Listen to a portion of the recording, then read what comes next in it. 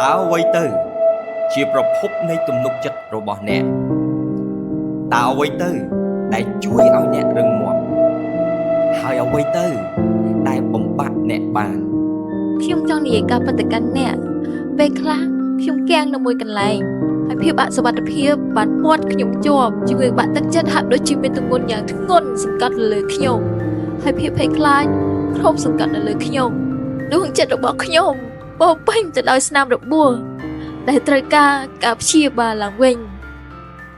មានពេលខ្លះខ្ញុំមិនដឹងថាខ្ញុំជានរណាផងខ្ញុំមានអារម្មណ៍ថាជាប់គាំងនៅក្នុងគុករបស់ខ្លួនឯងខ្ញុំស្រែកយំហើយសួរថា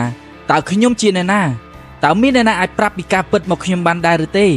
តើខ្ញុំជានរណាឲ្យពិតប្រាកដតើមាននរណាអាចជួយខ្ញុំឲ្យមានសេរីភាពបានដែរឬទេទំនុកចិត្តបានរសាត់ទៅយ៉ាងលឿននៅពេលដែលសំឡេងនៃការចោទប្រកាន់បន្លឺឡើងក្នុងក្បាលរបស់ខ្ញុំ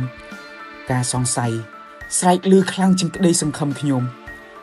ខ្លាចទៅជាមនុស្សខ្វិននៅមួយកន្លែងមិនអាចសំបីតែសម្រេចចិត្តជ្រើសរើសហើយសំបីតែក៏ក្រៅខ្លួនក៏មិនបានផងហើយភាពអាម៉ាស់បានកំទេចខ្ញុំវាខ្សឹបប្រាប់ខ្ញុំថាអ្នកមិនល្អគ្រប់គ្រាន់នោះទេអ្នកនឹងមិនអាចគ្រប់គ្រាន់នោះទេតើខ្ញុំអាចគេចផុតពីសម្លេងនេះដោយរបៀបណាប៉ុន្តែនេះគឺជាការផ្លាស់ប្ដូរទំនុកចិត្តមិនមែននិយាយអំពីភាពល្អឥតខ្ចោះនោះទេតែវានិយាយអំពីការជ្រើសរើសផ្លូវដែលល្អប្រសើរជាងនេះហើយទៅមុខយើងធ្វើជាខ្លួនឯងធ្វើអ្វីដែលអ្នកអាចធ្វើបានឲ្យល្អបំផុតបញ្ឈប់ការប្រៀបធៀបដាក់ខ្លួនឯងនៅជុំវិញមនុស្សដែលលើកទឹកចិត្តអ្នកវិនិយោគជាមួយនឹងរឿងដែលសំខាន់និងមានន័យក្នុងជីវិតប៉ុណ្ណោះនឹងថាកន្លែងណាដែលអ្នកត្រូវបោះយុទ្ធការនៃទំនុកចិត្តរបស់អ្នកចុះឈប់និយាយពីអវិជ្ជមានទៅកាន់ខ្លួនឯងបញ្ឈប់ការព្យាយាមកប់ចិត្តអ្នកដទៃទទួលយកការលើកលែងទោសឲ្យខ្លួនឯងរស់នៅក្នុងសេរីភាពមិនមែនក្នុងភាពភ័យខ្លាចនោះទេដូរការផ្ដោតដោយតម្រង់ទៅរកក្តីសង្ឃឹមយ៉ាងមោះមុតជ្រើសរើសទំនុកចិត្តជ្រើសរើសសេរីភាពជ្រើសរើសជីវិតជ្រើសរើសឋាននេះគឺពិតជាអ្នក Come on wow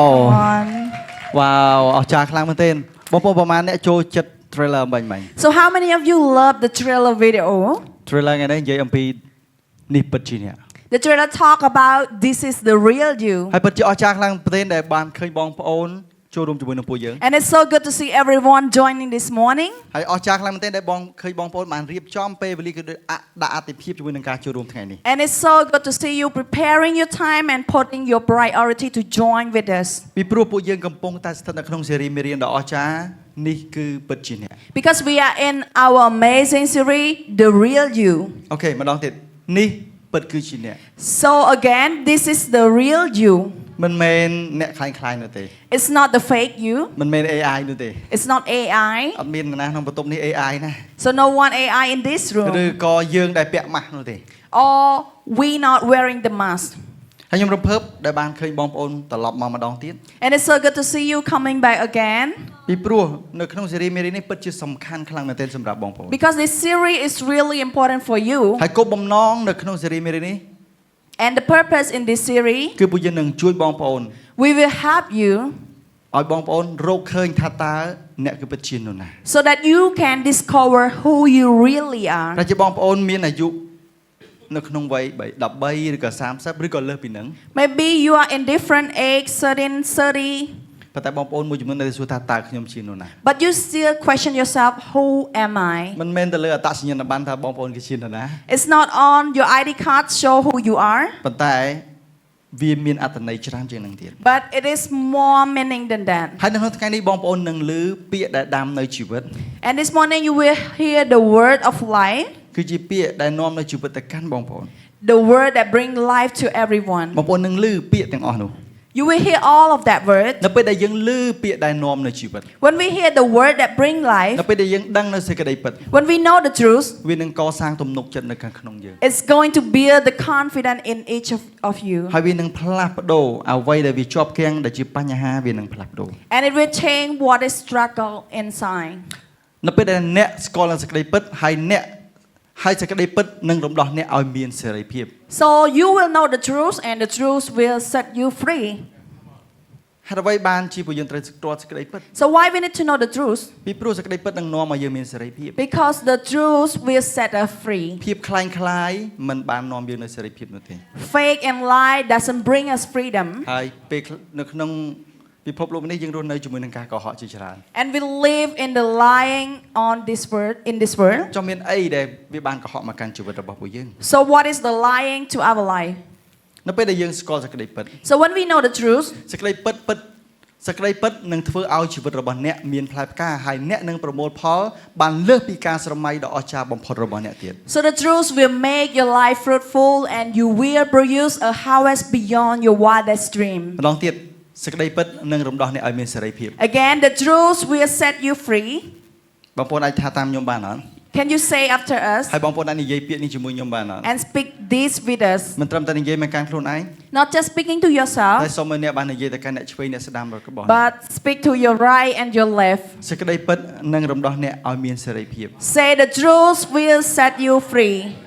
The truth will set you free.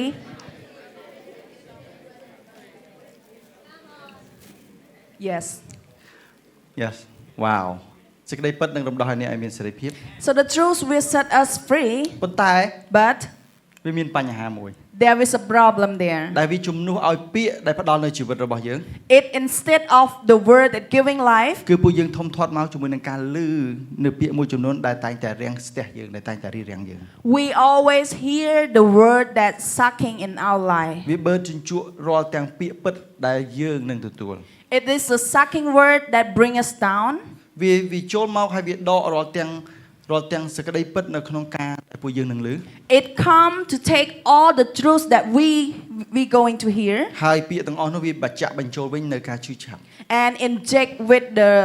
hurting ហើយវាធ្វើឲ្យយើងមិនអាចធ្វើចលនាបាន that we cannot move. ជាពិសេសវានឹងទាញឲ្យយើងមានទំនុកចិត្តទាបជាងមុន Especially it low down our confidence ដោយសារតែយើងឮពាក្យមួយចំនួនដែលមិនពិត because we hear some word that is not true. គឺជាពាក្យកុហក It is a lying word. កុហកអំពីអត្តសញ្ញាណរបស់អ្នក It's lying about our identity. ដូច្នេះហើយដែលអ្នកតែងតែមានសំណួរមួយថាតើខ្ញុំជានរណា That's why you question yourself, who am ហើយ I? អ្នកបានហើយសំណួរទាំងអស់នោះបានបង្កើតការសង្ស័យនៅខាងក្នុងអ្នក And that question make a doubt in your mind. លើពីនឹងទៀតវាធ្វើឲ្យអ្នកមានភាពអសុវត្ថិភាព And more than that, you have an insecurity វាធ្វើឲ្យអ្នកអត់ប្រកបវិជ្ជានៅរឿងនៅអត្តសញ្ញាណរបស់ខ្លួនឯង that you are not sure about your identity. ដូច្នេះពាក្យពិតជាសំខាន់មែនទែន So that's why word is really important.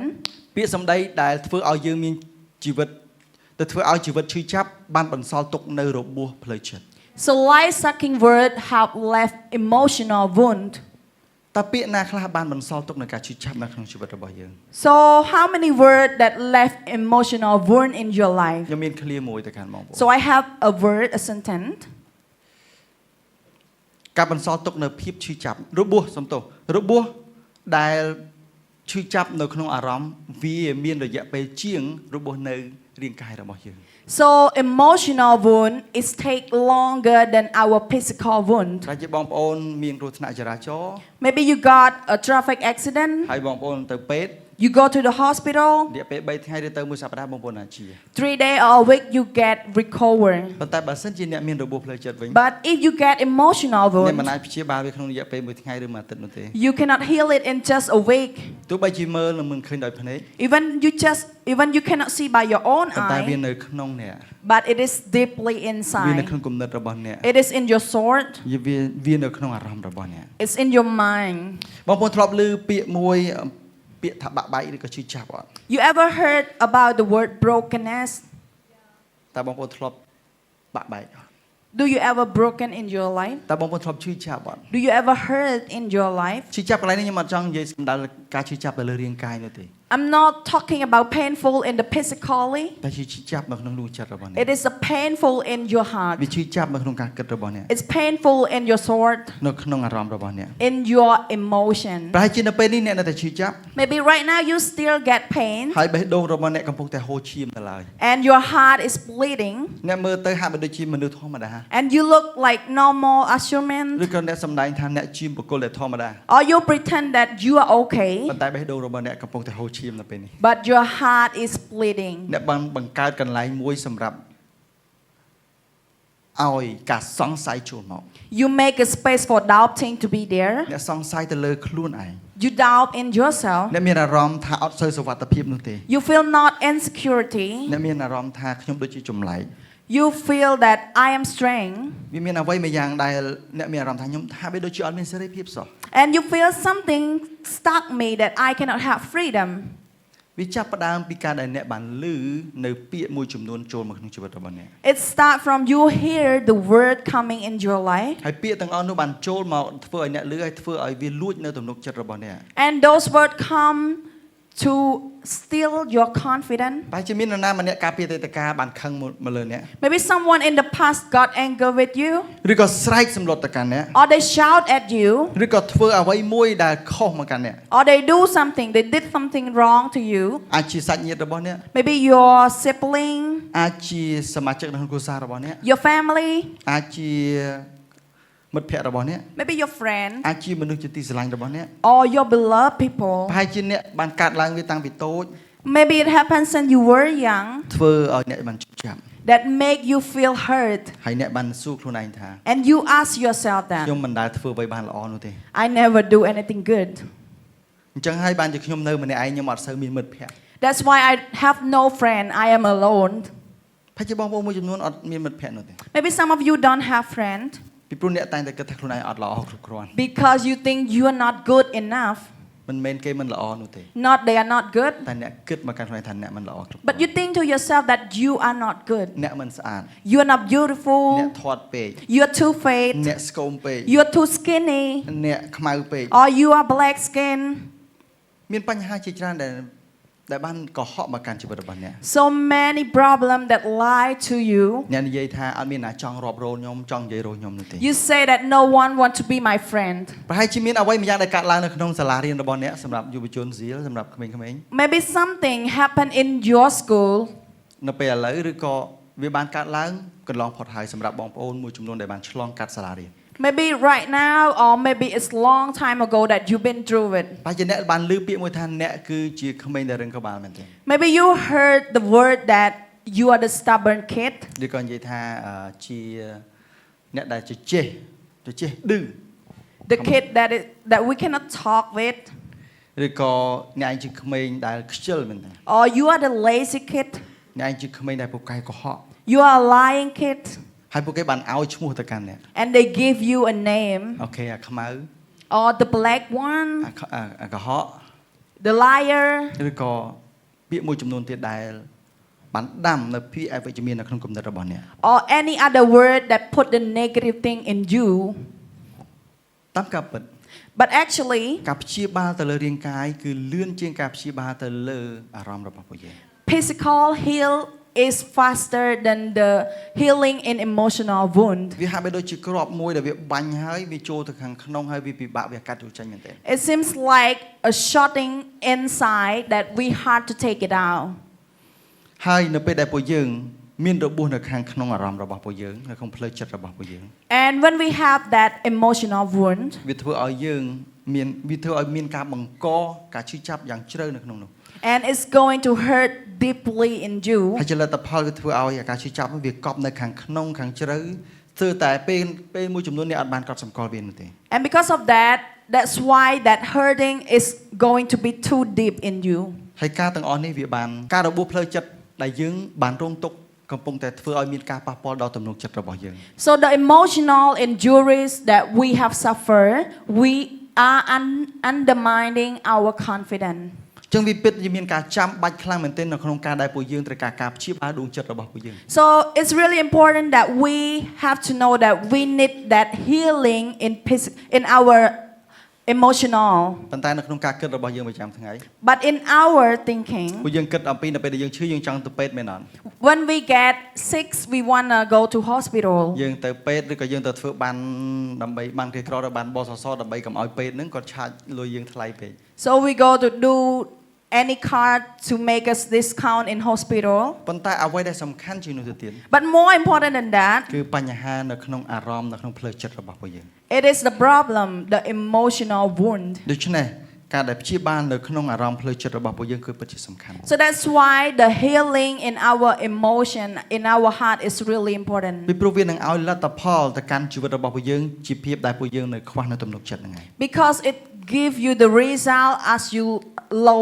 your confidence. ហើយលទ្ធផលនៃភាពអសុវត្ថិភាពការបាក់ទឹកចិត្តឬក៏ភាពភ័យខ្លាចរបស់យើងគឺជារបួសផ្លូវចិត្តដែលយើងបានជួបប្រទះកាលពីអតីតកាល So the cause of our insecurity, depression and fear are emotional wounds we suffer in the past. ដូច្នេះហើយនៅពេល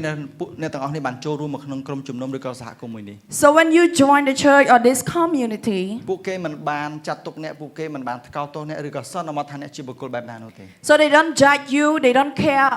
what kind of person you are. ពួកគេបានបើកចិត្តរបស់គេពួកគេបានបើកទ្វារដើម្បីស្វាគមន៍អ្នក Because they already open their heart, open the door to welcome ហើយ you. ពួកគេបានផ្សារភ្ជាប់អ្នកមកកាន់សហគមន៍មួយនេះ They connect you into this community. មិនមែនចង់បានអ្វីម្យ៉ាងពីអ្នកនោះទេ They doesn't want anything from គឺ you ពួកគេចង់ជួយអ្នក because they want to help you. ពីព្រោះពួកគេចង់ស្គាល់ពីអ្នកបន្ថែមទៀត They want to know about you more. ប្រជាបងប្អូនមួយចំនួនដើរចូលមកជាមួយនឹងការដែលមិនចង់និយាយស្ដីជាមួយនឹងណាទាំងអស់ Maybe you walk into the room without talking to anyone ពីព្រោះមានអ្វីម្យ៉ាងបានប៉ះពាល់ទៅក្នុងអតីតកាលរបស់អ្នក because something has impact from your past ធ្វើឲ្យអ្នកអត់ចង់និយាយស្ដីជាមួយនឹងណាទាំងអស់ so that you don't want to talk with anyone at តែទោះបី all. អ្នកមិនចង់និយាយ When you don't want to ក៏ talk, សហគមន៍មួយនេះចាប់ផ្ដើមស្វាគមន៍ទៅកាន់អ្នក these communities still welcome គេកំពុង you. តែបង្ហូរនៅសេចក្តីស្រឡាញ់ទៅកាន់អ្នក They put their love into ពួក you. គេចាប់ផ្ដើមញញឹមទៅកាន់អ្នក They smile at you, ចាប់ផ្ដើមសន្ទនាទៅកាន់អ្នក make a conversation, ចាប់ផ្ដើមផ្ដល់ពាក្យដែលនាំជីវិតទៅកាន់អ្នក and they bring the life-changing ហើ word យវាធ្វើឲ្យអ្នកចាប់ផ្ដើមមានអារម្មណ៍ថាមានទំនុកចិត្តជាងមុន so that make you more confident. ដែលនៅខាងដែលនៅផ្ទះរបស់អ្នកឬក៏ពីមុនអ្នកទទួលបានតែពាក្យបដិសេធតែប៉ុណ្ណោះ That you were at home or other place, you only get the word rejection. ហើយអ្នកមានអារម្មណ៍ថាវាមានតបៅមួយយ៉ាងវាមានរបួសនៅខាងក្នុងចិត្តរបស់ខ្ញុំ And you feel that there is any wound in my heart. របួសផ្លូវចិត្តលំដាប់លេខ1ដែលធ្វើឲ្យយើងបាត់បង់ទំនុកចិត្តនោះគឺការបដិសេធ So the number one emotional wound that is responsible for a lack of confidence is rejection. អញ្ចឹងអាតបៅឬក៏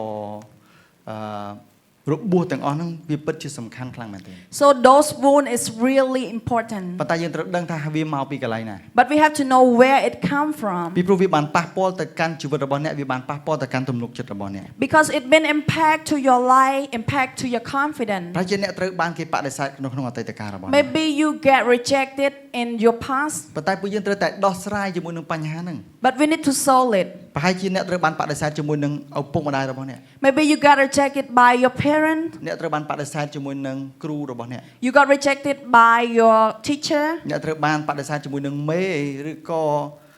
អ្នកដឹកនាំរបស់អ្នក You got rejected from your leader. អ្នកត្រូវបានបដិសេធជាមួយនឹងគ្រួសារឬក៏អ្នកជិតខាងរបស់អ្នក You got rejected from your people, your neighbor. ឬក៏អ្នកត្រូវបានបដិសេធជាមួយនឹងដៃគូរបស់អ្នក Or you got rejected by your partner. បងប្អូនទាំងអស់គ្នានៅលើโลกនេះអត់មានបុគ្គលណាល្អឥតខ្ចោះនោះទេ But we want you to know that no one is perfect. នរណាខ្លះដែលគិតថាខ្លួនឯងនៅក្នុងបន្ទប់មួយនេះឬក៏បងប្អូនកំពុងតែមើលវីដេអូមួយនេះគិតថាខ្លួនឯងល្អឥតខ្ចោះ So how many of you that think you are perfect? សម្រាប់ខ្ញុំមិនល្អឥតខ្ចោះនោះទេ For me, I am not perfect. ប៉ុន្តែ But ពួកយើងត្រូវបានបដិសេធដោយមនុស្សដែលមិនល្អឥតខ្ចោះ we got rejected by the impact, not perfect not perfection people. បុគ្គលដែលមិនល្អឥតខ្ចោះបដិសេធបុគ្គលដែលមិនល្អឥតខ្ចោះ Not perfect people reject not perfect people.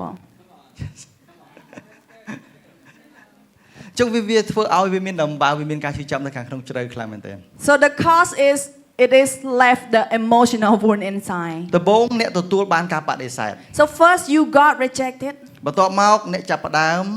ធ្វើការបដិសេធមកលើខ្លួនឯង then you start reject yourself, បន្ទាប់មកទៀតអ្នកចាប់ផ្ដើមបដិសេធទៅកាន់អ្នកដទៃ and later on you reject other as well. អូខេទទួលការបដិសេធ First you receive it, បដិសេធខ្លួនឯង and then you reject yourself, ហើយចាប់ផ្ដើមធ្វើការបដិសេធទៅកាន់ and you start reject it to other people. អញ្ចឹងហើយការបដិសេធវាធ្វើឲ្យយើងមានស្នាមរបួសខ្លាំងមែនទែននៅក្នុងជីវិតរបស់ពួកយើង So that's why rejection cause the emotional wound inside us. សួរចូលចិត្តបដិសេធអត់ So you love the rejection? តែបើអត់ចូលចិត្តបដិសេធហេតុអ្វីបានបដិសេធគេ So if you don't love rejection, why you reject អូ people? ប៉ាស្ទ័រខ្ញុំចង់ចេញពីកន្លែងហ្នឹងខ្លាំងមែនទែន Oh, I want to leave that place.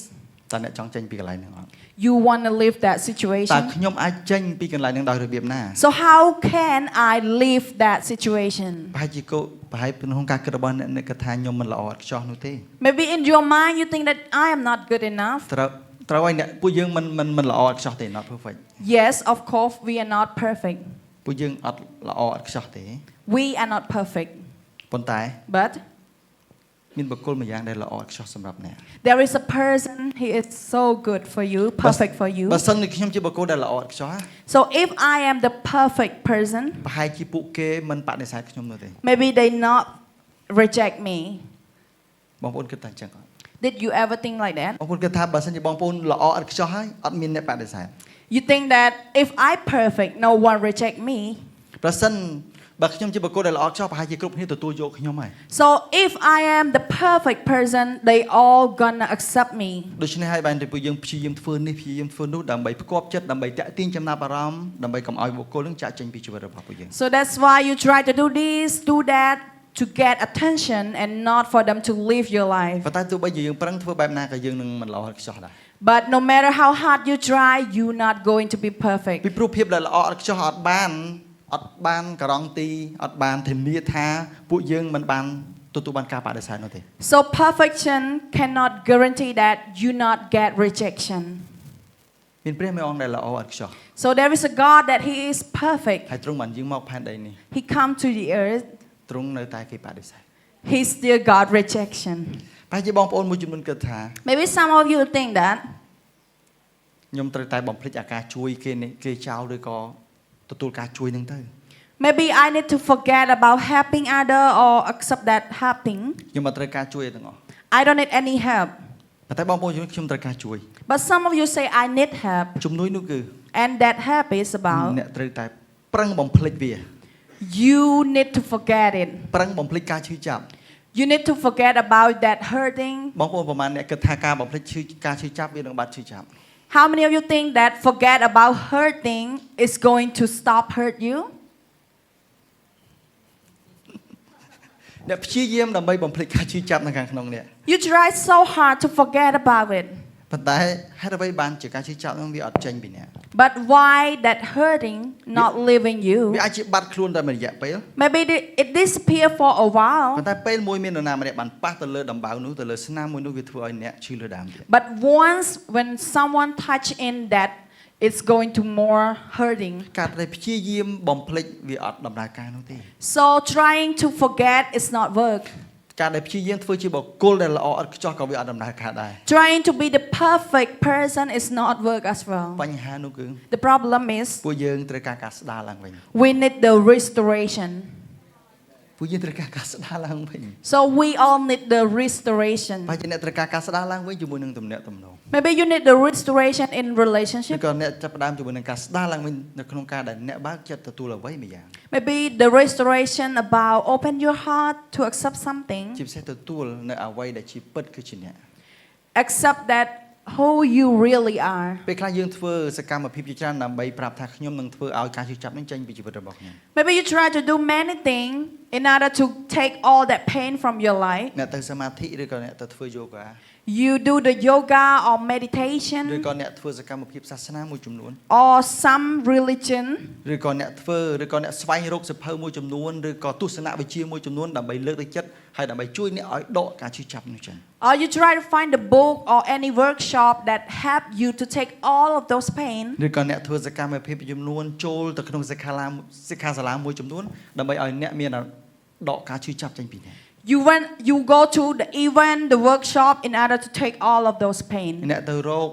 អ្នកមួយចំនួនដើម្បីផ្ដល់នៅអនុសាសន៍ផ្សេងៗដើម្បីឲ្យការឈឺចាប់នឹងត្រូវបានព្យាបាលនៅខាងក្នុងអ្នក You go to someone to consultant in order to take all of those pain. ប៉ុន្តែខ្ញុំចង់ប្រាប់បងប្អូនថា But I want to tell you that របួសដែលធ្វើឲ្យខូចទំនុកចិត្តរបស់អ្នកត្រូវបានព្យាបាលពីខាងក្នុង wound that undermine your confidence must be healed from within. យើងព្យាយាមរកអ្វីនៅខាងក្រៅដើម្បីព្យាបាលប៉ុន្តែអ្នកត្រូវព្យាបាលពីខាងក្នុង We try to find many things outside to heal, but actually we need the healing from within. ការស្ដារឡើងវិញការរីកចម្រើននៅក្នុងទំនុកចិត្តវាត្រូវតែព្យាបាលពីខាងក្នុង The restoration in confidence, it needs to be within. អ្នកត្រូវការព្យាបាលវាមានប្រភពពីខាងក្នុងអ្នក You need to heal it from the within. វាមានពីខាងក្នុងហើយបានវាជះទៅខាងក្រៅ It is from the inside out. លទ្ធផលរបស់អ្នកនៅក្នុងថ្ងៃនេះ Your result today, ដែលអ្នកបញ្ចេញសកម្មភាពឬក៏កិរិយារបស់អ្នកចេញមកខាងក្រៅ your character today, វាបង្ហាញពីអ្វីនៅខាងក្នុងអ្នក it shows what is inside you. ចុះអ្វីដែលនៅខាងក្នុងអ្នក So what is in you? តែអ្វីនៅក្នុងអ្នកដែលអ្នកត្រូវការព្យាបាលនៅក្នុងព្រឹកនេះ What is in you that you need to be healing this តើ morning? វាមានបញ្ហាទាំងអស់នោះវាមានប្រភពមកពីណា So what are those problems coming from? អ្នកត្រូវការការព្យាបាលពីខាងក្នុង You need the healing from within. ហេតុអ្វី Why? បងប្អូនសួរសំណួរមួយចំនួនថាហេតុអ្វីបានជាខ្ញុំត្រូវបានបង្កើតមកលើផែនដីមួយនេះ Maybe some of you ask the question why I am born on this earth. បងប្អូនទាំងអស់គ្នា Everyone. ខ្ញុំចង់ឲ្យបងប្អូនបានស្គាល់បុគ្គលម្នាក់ I want you to know a person គឺទ្រង់បានដឹងថាហេតុអ្វីបានជាបងប្អូនមានវត្តមាននៅលើផែនដីមួយនេះ He know why you are on this earth ពីព្រោះទ្រង់គឺជាព្រះដែលបង្កើតមនុស្សនិងពិភពលោកទាំងអស់ because he is a God that create everything. ទ្រង់បង្កើតមនុស្ស He create human ហើយមនុស្សគឺនៅក្នុងគំនិតរបស់ព្រះអង្គ and human being is in his idea. ទ្រង់ដឹងពីហេតុផលហេតុអ្វីបានជាទ្រង់បង្កើតអ្នក He know the reason why he create ទ្រ you. ង់ដឹងអំពីផែនការលម្អិតតូចៗអ្វីដែលតូចៗកើតឡើងក្នុងជីវិតរបស់អ្នក He know the detail that happen in your life. ទ្រង់ដឹងពីបញ្ហាដែលអ្នកប្រឈមហើយអ្វីដែលអ្នកត្រូវជួប He know what you going to face and what you are facing. ហើយទ្រង់គឺជាអ្នកបង្កើតមនុស្ស He is the one who create human. ហើយទ្រង់គឺជាអ្នកជំនាញដ៏អស្ចារ្យជាមួយនឹងការស្ដារឡើងវិញ He is the one who is great at restore. ទ្រង់មានជំនាញក្នុងការស្ដារឡើងវិញនៅអ្វីដែលបាក់បែកនៅអ្វីដែលឈឺចាប់ He is the restorer, restore everything that been ហើយ broken. ទ្រង់ពេញដោយក្តីស្រឡាញ់ He's full of love ហើយទ្រង់មានជំនាញជាមួយនឹងការព្យាបាលនៅអ្វីដែលជាការឈឺចាប់នៅខាងក្នុង and he is good at healing from the within. ទ្រង់មិនមែនជាគ្រូពេទ្យនោះទេ He's not a doctor. ប៉ុន្តែទ្រង់លើសពីគ្រូពេទ្យទៅទៀត He more than the doctor ពីព្រោះទ្រង់បានមើលឃើញអ្វីនៅខាងក្នុងរបស់អ្នក because he see what is inside អ្នក you. អាចព្យាយាមលាក់អំពីមនុស្ស You can try to hide from people. លាក់ពីដៃគូរបស់អ្នក You hide from your លាក់ partner, ពីគ្រួសាររបស់អ្នក your family. លាក់ពីមេរបស់អ្នក You hide from your boss, លាក់ពីអ្នកដឹកនាំរបស់អ្នក and you hide from your leader. ប៉ុន្តែទ្រង់ដែលជាអ្នកបង្កើតមនុស្សជាអ្នកដែលបង្កើតអ្នកស្គាល់អំពីជំរឿចិត្តរបស់អ្នក But the God who create you, He know your deeply heart. ហើយទ្រង់ថ្ងៃនេះទ្រង់ចង់យាងមកហើយព្យាបាលចិត្តរបស់អ្នក And today He wanna come and heal your heart. ទ្រង់ចង់ព្យាបាលចិត្តរបស់អ្នកព្រះព្យាបាលអ្នកដែលខូចចិត្តទ្រង់ព្យាបាលរបួសទាំងអស់របស់ពួកគេ God healed the brokenhearted. He healed all their wound. តើអ្នកមានរបួសនៅក្នុងផ្លូវចិត្តដែរទេ Do you have the wound in your heart? តើព្រះនឹងធ្វើវាដោយរបៀបណា So how can He do it? តើទ្រង់នឹងជួយខ្ញុំដោយរបៀបណានឹងព្យាបាលខ្ញុំដោយរបៀបណា So how can He help me? How can He heal me? នៅពេលដែលអ្នកបើកចិត្តរបស់អ្នកដើម្បីឲ្យទ្រង់យាងមក When you open your heart for Him to come ហើយអ្នកនិយាយថា and you say, ប្រង God, សូមមិនយាងមកជួយក្នុងចិត្តរបស់កូន come into my heart ហើយព្យាបាលចិត្តរបស់ខ្ញុំ and heal me. ផ្លាស់ប្ដូរខ្ញុំនៅពេលនេះ Change me right now. ផ្លាស់ប្ដូរគំនិតរបស់ខ្ញុំនៅពេលនេះ Change my mind ហើយទ្រង់នឹងយាងមក and He gonna come. បងប្អូនមិនចាំបាច់ទៅធ្វើពិធីសាសនាជាច្រើនដើម្បីឲ្យទ្រង់យាងមកហើយព្យាបាលចិត្តរបស់អ្នកនោះទេ You don't need to do any religion even for Him to come. បងប្អូនគាត់តែបើកចិត្តនៅក្នុងព្រឹកនេះ Just open your heart for Him ហើយនិយាយទៅកាន់ព្រះអង្គ and speak to Him. សូមបានបដូរការគិតរបស់ខ្ញុំ Change my mind, សូមបាន Lord. សូមបានបដូរចិត្តរបស់ខ្ញុំ Change my heart ហើយព្យាបាលដួងចិត្តដែលខ្ទេចខ្ទាំរបស់ខ្ញុំ and heal my broken heart. ហើយទ្រង់ជាអ្នកដែលជំនាញនៃការព្យាបាលនិងការស្ដារឡើងវិញនឹងយាងមកហើយព្យាបាលអ្នក And He gonna come to heal you and restore you. ប្រហែលជាមិនមែនតែមួយដងដែលទ្រង់ព្យាបាល Maybe not just one that He gonna heal, ប៉ុន្តែទ្រង់នឹងព្យាបាលបន្តការព្យាបាលបន្តការព្យាបាល but He continue healing you. បងប្អូនមួយចំនួនរំពឹងទុកថាការព្យាបាលកើតឡើងតែមួយថ្ងៃ You expect that, some of you expect that healing just happen in one day, ប៉ុន្តែការព្យាបាលវាស្ថិតនៅក្នុងដំណាក់កាល but actually healing is in the process. ពីព្រោះពេលមួយចំនួននៅពេលដែលបងប្អូនបើកទ្វារដើម្បីឲ្យទទួលការព្យាបាល Because when you open your door to receive the healing, ហើយការព្យាបាលនោះមិនទាន់ជា 100% បងប្អូនបានបិទទ្វារវិញ and those healing is not completely healed, you close the door. មានន័យថាបងប្អូនត្រូវបើកចិត្ត It means that you need to open your បើ heart. កចិត្តរបស់អ្នកចំហ Open your heart. ពីព្រោះការព្យាបាលវាមានដំណាក់កាលវា Keep your heart open because healing is in process. បងប្អូនធ្លាប់ទៅពេទ្យអត់ You ever go to ឬ hospital? បងប្អូនធ្លាប់ធ្វើការព្យាបាលអត់ You get asked the surgery or something. បងប្អូនទៅជួបពេទ្យហើយចេញមកវិញជា 100% មែន You went to the doctor and you went back home. It's completely healed. អត់ទេ No, it's not like ហើយ that. បងប្អូនត្រូវវាកាត់ឬក៏បងប្អូនទៅជួបគាត់ហើយបងប្អូនត្រូវព្យាបាលហើយត្រឡប់មកយកឆ្នាំពេទ្យវិញហើយត្រូវត្រឡប់មកព្យាមកតាមដានម្ដងទៀត You need to go to the doctor to see and then check again and again and again. ដូច្នេះការព្យាបាលនៅក្នុងចិត្តក៏ស្តៀងគ្នាបែបនោះដែរ So the healing in your heart is the វា same. ត្រូវការដំណាក់កាលក្នុងការព្យាបាល It need the process to get ដូ healed. ច្នេះហើយបែបពួកយើងតែងតែអញ្ជើញបងប្អូនឲ្យចូលរួមក្នុងសហគមន៍មួយនេះ That's why we ask everyone to keep joining in this community ដើម្បីបងប្អូនអាចរកឃើញចំណុចមួយចំនួនចំណុចជាច្រើនដែលបងប្អូនត្រូវការការព្យាបាល so that you can find the place the point that you need healing. មិនមែនជាពួកយើងទេដែលអ្នកព្យាបាល We are not the healer. មិនមែនសហគមន៍មួយនេះទេដែលព្យាបាល Not this community heal you. គឺជាព្រះដែលមានវត្តមានគង់នៅក្នុងសហគមន៍មួយនេះទេដែលព្យាបាលអ្នក It is a God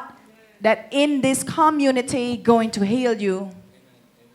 នេះគឺជាដំណឹងល្អបងប្អូន And this is a good នៅ news. ពេលដែលអ្នកចង់ឲ្យព្រះបានផ្លាស់ប្ដូរអ្នក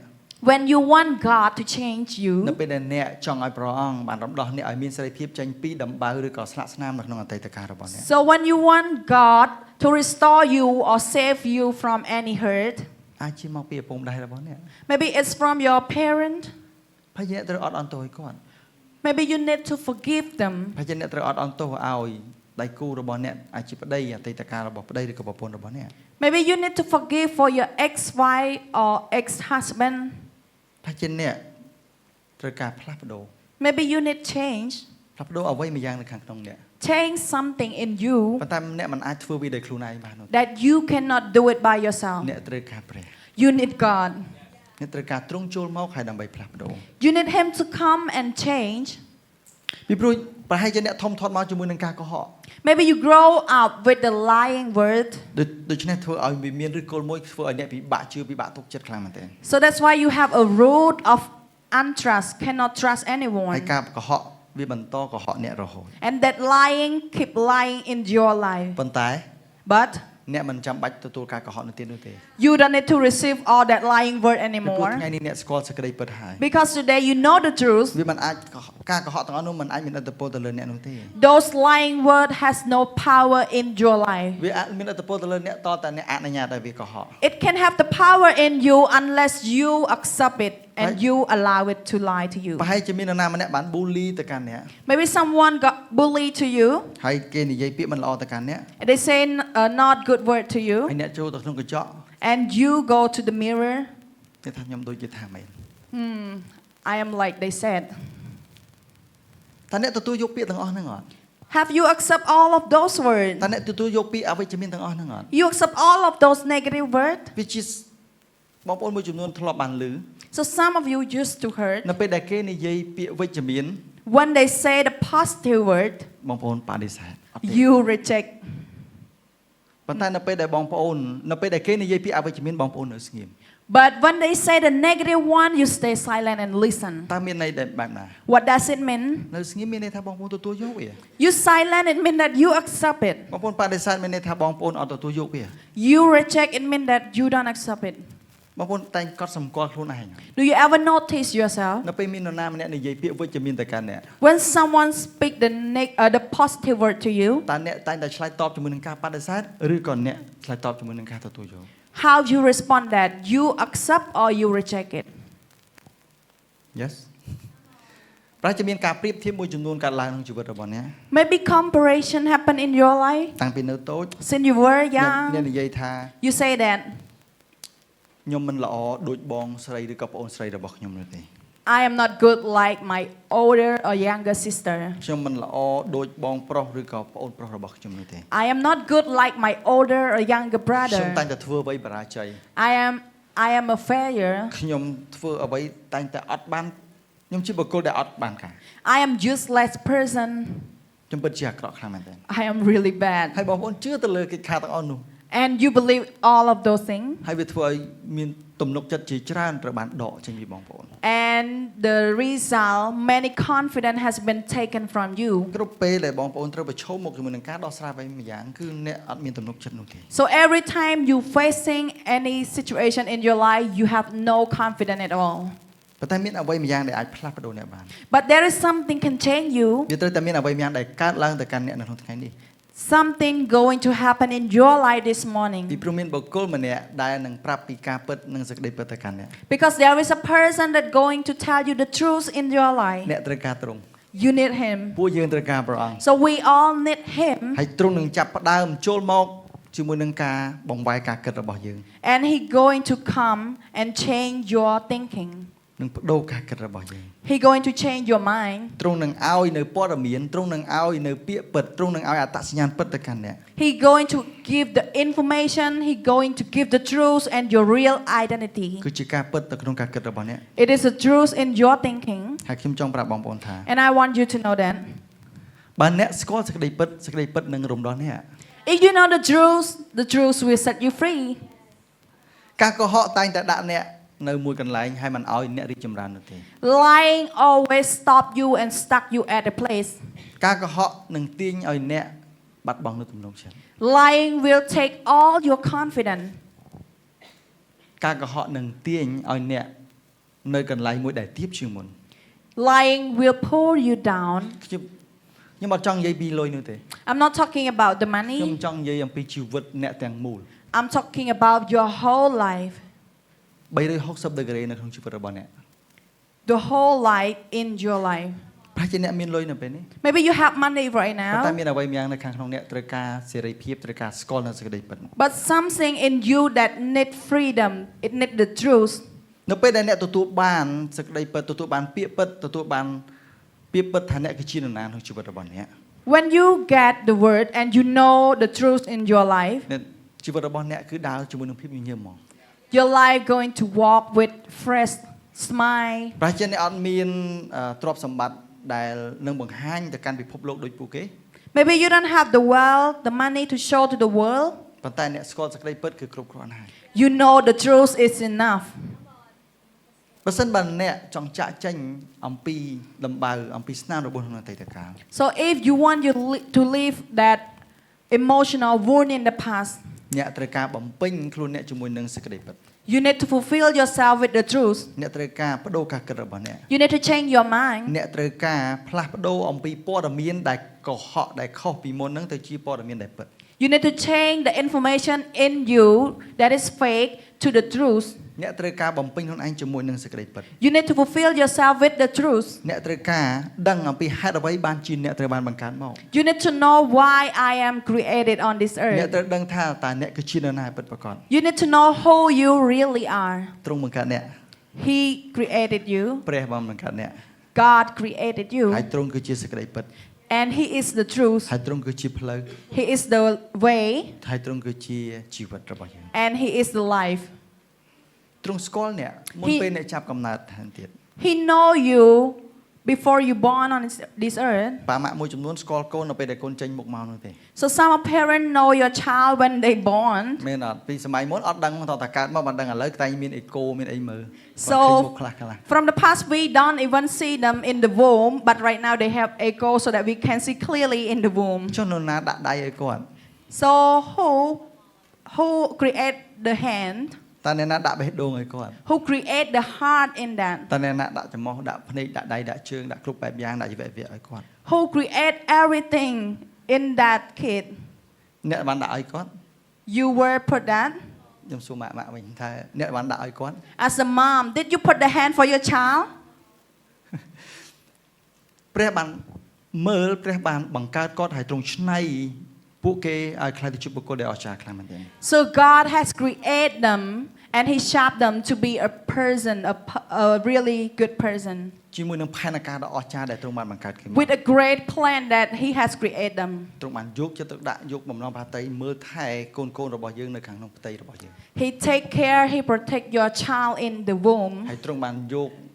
ប្រតិទុកដាក់ជាមួយនឹងការមើលការខុសត្រូវអ្នកនៅក្នុងផ្ទៃម្ដាយរបស់អ្នក He look after you, he take care about you, he protect you in that womb. ដូច្នេះកុំនាំអ្វីម្យ៉ាងដែលមិនមែនជាការពិតចូលនៅក្នុងជីវិតរបស់អ្នកទៀតទេ So that's why don't bring something that is not true in your life. ឬក៏អ្នកត្រូវដកចេញអ្វីដែលមិនពិតចេញពីជីវិតរបស់អ្នក Or you need to take out what is not true from your life. ត្រូវស្គាល់ហើយនឹងស្វែងរកឲ្យឃើញអំពីអត្តសញ្ញាណពិតរបស់ខ្លួនឯង You need to know and to find about your real identity. ការដែលស្គាល់ព្រះ Knowing God, គឺជាការស្គាល់នៅសេចក្តីពិត it is about knowing the truth. ហើយសហគមន៍មួយនេះនឹងជួយអ្នកជាមួយនឹងការដែលបងប្អូនកាន់តែស្គាល់សេចក្តីពិតបន្ថែមទៀត And this community will help you to know about the truth. បងប្អូនមិនអាចស្គាល់សេចក្តីពិតដោយបងប្អូនចំណាយពេលជាមួយនឹងការកុហកច្រើនពេកនោះទេ You cannot know the truth by spending time with lying. នៅពេលដែលបងប្អូនចំណាយជាមួយនឹងពេលវេលាជាមួយនឹងសេចក្តីពិតបងប្អូននឹងរកឃើញសេចក្តីពិតហើយបងប្អូននឹងស្វែងរកអត្តសញ្ញាណពិតរបស់ខ្លួនឯង So when you spend time with the truth, you will find the truth and your real identity. វាមានអ្វីម្យ៉ាងដែលនៅខាងក្នុងអ្នកត្រូវការរំដោះឲ្យមានសេរីភាពនៅពេលនេះ There is something in you that need to set free. ត្រូវការការព្យាបាលនៅពេលនេះ You need healing inside. អាចជាដួងចិត្តរបស់អ្នក Maybe your heart. ខ្ញុំនឹងឲ្យព្រះអង្គមានព្រះបន្ទូលថា And God say that ខ្ញុំនឹងព្យាបាលដួងចិត្តដែលក្រំគ្រាការគិតដែលជូរចត់និងការដែលមិនគោរពខ្លួនឯងរបស់អ្នកខ្ញុំនឹងបោះសម្អាតទម្លាប់ចាស់ៗនៅក្នុងជីវិតរបស់អ្នក So I will heal your broken heart, your bitter sword, and your damaged self-esteem, and I will sweep away and reverse all pattern in your life. ហើយជាចិត្តរបស់អ្នកបានក្រំគ្រាបានបាក់បែក Maybe your heart were broken. ប្រហែលជាជីវិតរបស់អ្នកមានអារម្មណ៍ថាជូរចត់ខ្លាំងមែនទែនធំធាត់មកជាមួយនឹងការឈឺចាស់ Maybe your life growing up with hurting. អ្នកមិនបានឲ្យតម្លៃខ្លួនឯងនោះទេពីព្រោះអ្នកគិតថាសូម្បីតែឪពុកម្ដាយរបស់ខ្ញុំមិនឲ្យតម្លៃខ្ញុំផង You don't value yourself because you feel even my parents they don't value me. អ្នកត្រូវតែអនុញ្ញាតឲ្យព្រះអង្គបានបោះសម្អាតអ្វីម្យ៉ាងដែលជាភាពកខ្វក់នៅក្នុងជីវិតរបស់អ្នក You need to allow God to clean. ប្រហែលជាអ្នកត្រូវការផ្លាស់ប្ដូរទម្លាប់តូចៗឬទម្លាប់មិនល្អមួយចំនួនដែលអ្នកកំពុងតែធ្វើនៅក្នុងជីវិតរបស់អ្នកនៅពេលនេះ Maybe you need to change your habit or some part in your life that you are doing right now. មានស្ត្រីម្នាក់ So there is a woman, ប្រហែលជាដូចជាពួកយើងនៅក្នុងបន្ទប់នេះមួយចំនួនចឹង maybe like some of us in this room, ប៉ុន្តែគាត់មានជំងឺធ្លាក់ឈាមរហូតរយៈពេល12ឆ្នាំ but she got bleeding for 12 years. នាងបានចំណាយពេលឬក៏ដូចជាចំណាយលុយជាច្រើនដើម្បីទៅរកពេទ្យដើម្បីព្យាបាលគាត់ប៉ុន្តែគាត់មិនអាចព្យាបាលជំងឺធ្លាក់ឈាមរបស់គាត់នោះទេ She spent money, time to go to the doctor to get healed, but they cannot heal at all. ហើយពីមួយពេលទៅមួយពេលគាត់កាន់តែពិបាកទៅ And from time to time, it get worse and worse. វាធ្វើឲ្យជីវិតរបស់នាងកាន់តែគ្មានកម្លាំងហើយនាងកាន់តែធ្លាក់ទៅ That get her life down and down. ប៉ុន្តែថ្ងៃមួយ But one day, ព្រះយេស៊ូវបានឆ្លងកាត់ទីក្រុងមួយនោះ Jesus went by that city. ហើយនាងបានឮដំណឹងថាព្រះយេស៊ូវគឺជាព្រះដែលព្យាបាល And he hear that Jesus is a healing God. ប៉ុន្តែខ្ញុំចង់ប្រាប់ថាព្រះយេស៊ូវមិនត្រឹមតែជាព្រះដែលព្យាបាលទៅលើរាងកាយតែទ្រង់ក៏ព្រះដែលព្យាបាលដួងចិត្តនោះដែរ But I want you to know that he not just heal in physically, he also heal in your heart. ហើយនាងថាព្រះអង្គអាចព្យាបាលមនុស្សដែលឈឺចាប់ដែលមានការបាក់បែកដែលមានបញ្ហាសុខភាពបាន And she heard that he can heal that broken heart and physically. ប៉ុន្តែនៅពេលនោះមិនមានតែនាងនោះទេមានមនុស្សជាច្រើនរោមព្រះអង្គ But that time it's not just her, many people in the crowd at him. ប៉ុន្តែនាងមិនបានបោះបង់ជាមួយនឹងការដែលនាងទៅជួបព្រះយេស៊ូវនោះទេ But she didn't give up on going to him. នៅក្នុងគំនិតរបស់នាង In her mind, នាងគ្រាន់តែគិតថាខ្ញុំគ្រាន់តែប៉ះសម្លៀកបំពាក់ប៉ះជីប៉ះសម្លៀកបំពាក់ព្រះអង្គតែប៉ុណ្ណោះ she said, yeah, she said that I just touch a bit of his clothes and I'm gonna get healed. ហើយនាងបានចាប់ផ្ដើមធ្វើសកម្មភាព And she take an action. នាងចាប់ផ្ដើមវេកមនុស្សនាងចាប់ផ្ដើមច្រានមនុស្សនាងចាប់ផ្ដើមធ្វើបែបណាឲ្យតែបានប៉ះពាល់ទៅកាន់ព្រះយេស៊ូវប៉ះទៅកាន់សម្លៀកបំពាក់របស់ព្រះ So she do everything, go among the crowd to approach him. អ្នកទាំងអស់គ្នា So everyone, នៅពេលដែលអ្នកចង់ទទួលការព្យាបាល when you want that healing, វាមានការរំខានវាមានការបង្អាក់ជាច្រើន there is a distraction going to come. ប៉ុន្តែស្ត្រីនោះអត់បានបោះបង់ស្ត្រីទាំងអស់នោះមិនបានទុកការរំខាននោះជាអតិភិបនោះទេ But the woman doesn't keep that distraction as a priority. ប៉ុន្តែនាងបានដាក់ការព្យាបាលគឺជាអតិភិប But she put the healing as the priority. ពីព្រោះនាងដឹងថាមានតែបុគ្គលម្នាក់នោះតែប៉ុណ្ណោះដែលអាចព្យាបាលនាងបាន Because he know that that is the only one God that can heal នៅ her. ពេលដែលនាងបានប៉ះទៅកាន់ព្រះយេស៊ូវ So when she touched him, ប៉ះទៅកាន់សម្លៀកបំពាក់របស់ព្រះយេស៊ូវ she touched his clothes, នាងទទួលបានការព្យាបាល she got completely healed. ឈាមរបស់នាងបានឈប់ហូរ So her blood stopped bleeding ហើយនាងទទួលបានការព្យាបាលយ៉ាងពេញលេញតែម្ដង and she got completely healed. ប្រហែលជាមានបងប្អូនមួយចំនួនក្នុងបន្ទប់មួយនេះ Maybe some of you in this room, ហើយជាអ្នកមិនមានជំងឺដែលធ្លាក់ឈាមដូចនាងនោះទេ maybe you not getting any bleeding, ប៉ុន្តែនាងមានតែអ្នកមានជំងឺធ្លាក់ឈាមនៅក្នុងដួងចិត្តរបស់អ្នក but you got bleeding in your heart ហើយធ្វើឲ្យអ្នកមានការឈឺចាប់ជារៀងរាល់ថ្ងៃ that it's pain you every day. អ្នកបានព្យាយាមចង់ឲ្យវាឈប់ដែរប៉ុន្តែវាអត់អាចបញ្ឈប់បាន It's hurt you and you try to do anything to stop it, but it couldn't ប៉ុ stop. ន្តែខ្ញុំចង់ប្រាប់អ្នកថា But I want you to know that ថ្ងៃនេះ this morning អ្នកអាចបញ្ឈប់ការហូរឈាមនៅក្នុងបេះដូងរបស់អ្នកបាន you can stop that bleeding in your heart ពីព្រោះសេចក្តីពិតនៅទីនេះ because the truth is here. អ្នកបង្កើតអ្នកនៅទីនេះ The one who created you, the creator is ហើយ here ទ្រង់មានបំណងចង់ព្យាបាលអ្នក and he want to heal you. ទ្រង់ចង់ដកការឈឺចាប់និងដកការហូរឈាមចេញពីចិត្តរបស់អ្នកនៅក្នុងថ្ងៃនេះ He want to take all those pain, all those bleeding from you. ប៉ុន្តែអ្នកត្រូវតែមោះមុតអ្នកត្រូវតែក្លាហានជាមួយនឹងការដែលឈានទៅហើយប៉ះព្រះអង្គ But you need to be there, courage and touch him. ប៉ះទ្រង់ដើម្បីឲ្យអ្នកទទួលបានការព្យាបាល Touch him in order to get healing. ហើយទ្រង់នឹងបញ្ឈប់ការឈឺចាប់ការហូរឈាមនៅក្នុងចិត្តរបស់អ្នក And he gonna stop the bleeding in your heart. បងប្អូនទាំងអស់គ្នា So everyone, តើខ្ញុំអាចអញ្ជើញព្រះយេស៊ូវដើម្បីយាងមកហើយប៉ះចិត្តរបស់អ្នកបានអត់ can I invite Jesus to come and touch your heart? តើអ្នកអាចអញ្ជើញព្រះអង្គយាងមកដើម្បីប៉ះចិត្តរបស់អ្នកបានអត់ Can you invite Jesus to come and touch your heart? សូមឲ្យបងប្អូនទាំងអស់គ្នាបានបិទភ្នែកបន្តិច So please close your eye for a moment. ព្រះយេស៊ូវ Say, Jesus, តើកូនអាចអញ្ជើញព្រះអង្គយាងមកក្នុងបន្ទប់មួយនេះបានដែរទេ can I invite you to come in this room? សូមអញ្ជើញមកព្រះអង្គ Please come, Lord. ប៉ះទៅកាន់គ្រប់គ្នាដែលមានដួងចិត្តដំបៅដួងចិត្តបាក់បែកនៅពេលនេះ Touch you to everyone that got that wound in the heart. ប្រហែលជាមានបងប្អូនមួយចំនួនត្រូវតែទទួលស្គាល់ថាបងប្អូនមានបញ្ហា Maybe some of you need to accept that you got the ប្រហែល problem. ជាបងប្អូនមួយចំនួនចង់គេចវេះពីអតីតកាល